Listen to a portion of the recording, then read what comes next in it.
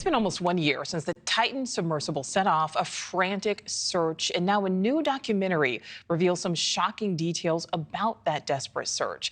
The Titan sub disaster minute by minute digs into the eerie knocking noises heard by search and rescuers.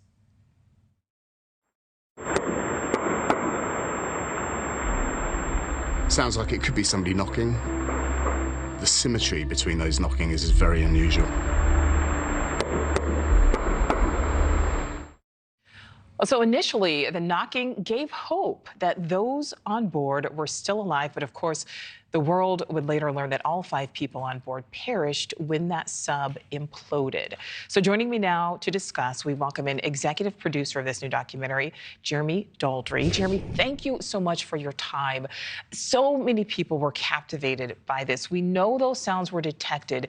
Do we know exactly what they were, especially if it's believed the sub imploded shortly after it departed? Well, the reality is nobody quite knows what those knocking sounds were. The ocean is a very busy place, especially the deep ocean. It's full of currents and tides, debris, and water is a very good conduit of sound. Sound can travel great distances in water.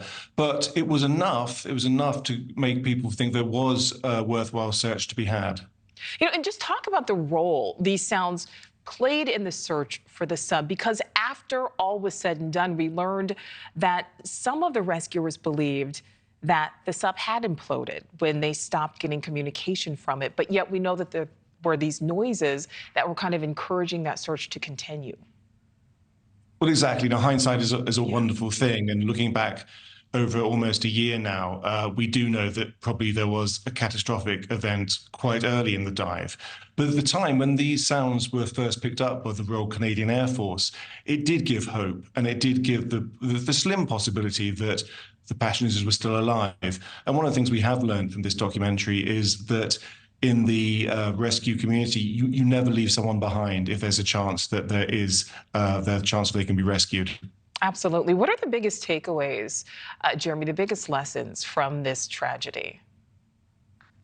I think the biggest lesson that we've taken away from this tragedy in this documentary is that deep sea exploration is important and it's valid, but it needs to be regulated for people's safety, for explorers' safety, especially if people are going to take passengers, paying passengers to those depths. And why did you want to be a part of this project? Did anything surprise you as you were working on this? Lots of things surprised me. It was great to be part of this project. I actually have a reputation internationally of being incredibly forensic with story, and the chance to be able to explore this story at that kind of granular detail was very appealing. We had amazing access from various people who could bring new insight to the story, and I think this is a story which has almost become a bigger part of folklore as the Titanic itself. And I think just to be able to explore that in granular detail was an amazing opportunity. And as I said, Jeremy, I mean, the world was absolutely captivated by this search. How and when can people watch this documentary? In the UK, it's next Wednesday and Thursday at 9 p.m. on Channel 5. All right, executive producer Jeremy Daldry, we certainly appreciate your time. Thank you.